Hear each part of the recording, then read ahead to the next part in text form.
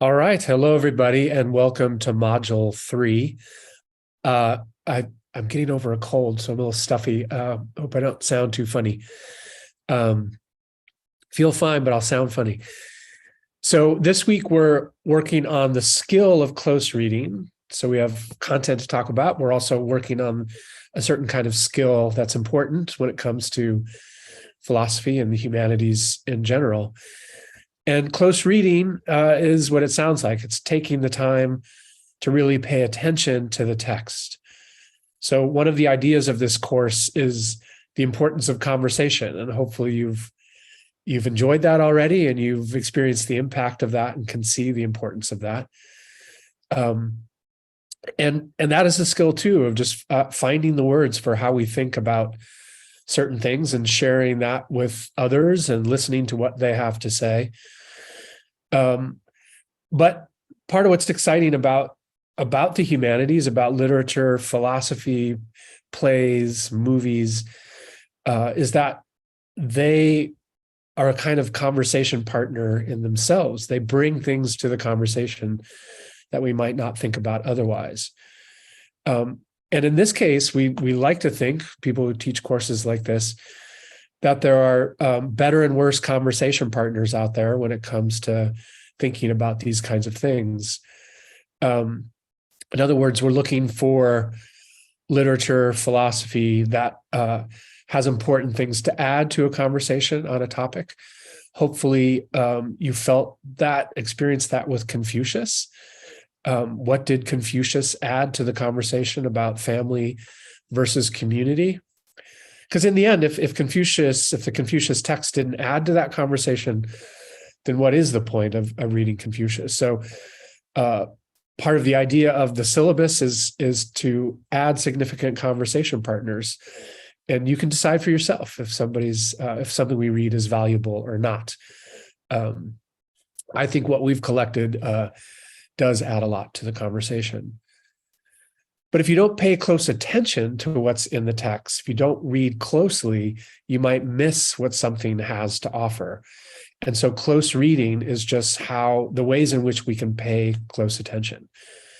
So for starters, we're going to look more carefully at a passage in Antigone, in the pages you read, that has come to be known as the Ode to Man.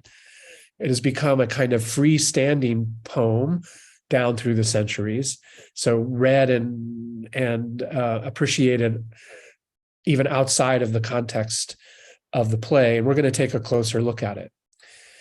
But it's good to remember just exactly where it appears in the text. This is in your edition, roughly pages 14 to 16.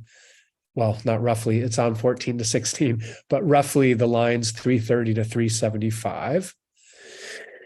And you should go back. Part of close reading would be to see what just happened before this Ode to Man is spoken.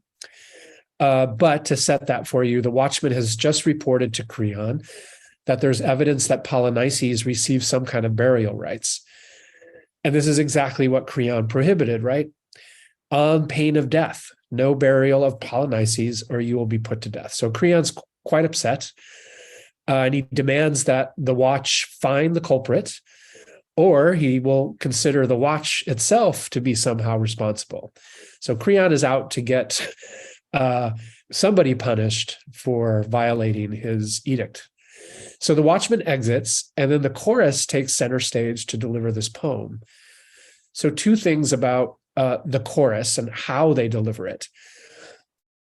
The chorus itself is one of the innovations of this Greek tragic form, and it was a collection of characters who stood for the community. So a lot of Greek tragedy has a conflict between central characters. So in this case, Antigone and Creon are locked in a conflict, but it's happening in a community. And the chorus is often speaking for the community as a whole. What does the community of Thebes think about this conflict that's happening? It's not just, even though they're family and there's a lot of private grudges going on, it's still a community matter, this conflict.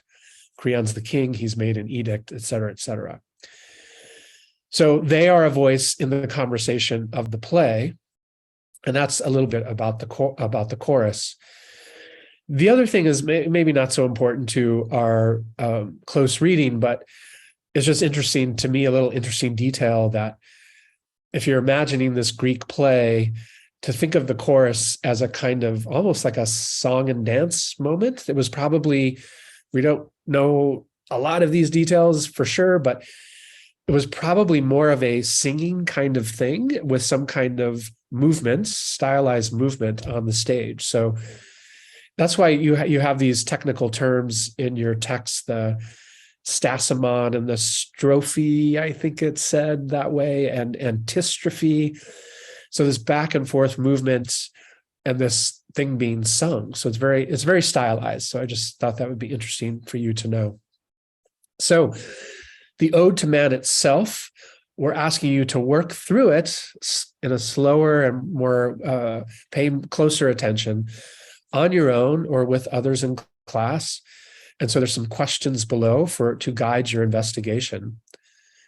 But one thematic note is that this is against the background of our poll question at the end of the last module, this question about whether humans are basically good or basically bad. What are we like? We had to explain this to an outer space visitor. What would we say human beings are like when it comes to how they treat each other and how they are in the world? And that is against the background of the Greek question. So call that to mind. What is the Greek question? How are we going to live if nobody is telling us how to live? So this is the background of the kind of democracy that you found in ancient Athens where this play is being performed. But then if you think about it, to answer the question, how are we going to live if nobody's telling us how to live, kind of suggests that because we have to figure things out for ourselves, we really should think about what it is we are like. If we're going to answer the question together, how should we figure out how to live together? We might reasonably ask, well, what is it that we're basically like? If, for example, we're basically good, that might impact our answers to getting things figured out together. If we think we're basically bad, then there's probably going to be different answers to how we're going to get along. So, Ode to Man is a conversation partner in that question of what we are basically like. And that's, I think, super exciting. What does this chorus in this play written 2,500 years ago want to tell us about who we are? So in the activity that comes next, just slow down, pay close attention to what this text has to say about what the human animal is like. Let it become a conversation partner with us as we consider that question. Because if figuring out how we're going to all get along, if we're going to do that, then knowing what we are like seems like something we have to have some ideas about. And so we should leap at the opportunity for an ancient text like this to help us think about that question. But you need to ask, what is this ancient text saying? And that's what we want you to slow down and take a look at. Good luck.